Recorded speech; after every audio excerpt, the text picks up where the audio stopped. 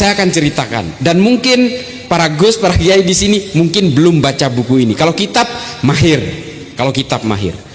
Tapi kalau buku ini mungkin saya nggak nyombong, tapi mungkin hanya saya yang baca di sini. Nama kitabnya History of the Arabs, yang nulis namanya Philip Hurri-Hitti, seorang ahli sejarah dari Libanon. Dia menulis begini: pada abad ke-18 orang Eropa mengirim 25 orang untuk pura-pura masuk Islam. 25 orang.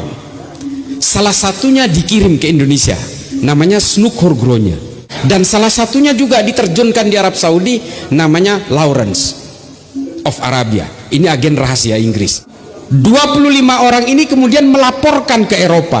Ini hasil temuan saya. Kelebihan Islam apa? Kekurangan Islam itu apa? Kelebihan umat Islam adalah umat Islam dari sejak dulu DNA-nya, genetiknya, mereka sangat tekun dalam menggali ilmu pengetahuan. Ini temuan dari 25 orang yang dipura-purakan menjadi mu'allaf. Nah, kekurangan umat Islam apa? Kekurangan umat Islam adalah ketika umat Islam ini diberikan mimpi-mimpi politik, umat Islam akan saling tikam sesama orang Islam, dan umat Islam akan saling mengkafirkan sesama umat Islam, dan juga umat Islam akan saling berperang sesama orang Islam. Ini temuannya. Lalu kemudian European Council itu menurut Philip Hurri-Hitti memutuskan, oke, kesimpulannya ada dua. Satu, kalau begitu jangan sampai orang Islam ini berkenalan dengan ilmu pengetahuan. Kalau dia diperkenalkan dengan ilmu pengetahuan dan mereka mendalami ilmu pengetahuan, maka umat Islam ini akan menjadi bahaya dan akan menghegemoni seluruh dunia.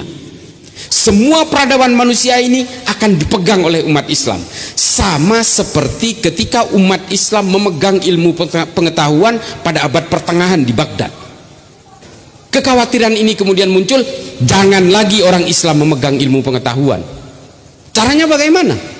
Yang kedua, kata orang Eropa, kenalkan dia dengan urusan politik supaya dia bisa berantem sesama orang Islam dan umat Islam tidak solid, saling berpecah belah, saling berperang satu sama lain, dan mereka akan tercipta sekte-sekte yang kemudian semakin banyak sekte, berarti soliditasnya akan semakin rapuh. Bagaimana caranya? Kembalikan pemikiran politik mereka kepada referensi ideal masa lalunya. Kembalikan dia kepada zaman khilafah dulu, supaya peradaban dia tidak maju dan peradaban manusia masa depan tetap dikuasai oleh kita. Ini Philip Hurri-Hitti, bukan kata saya.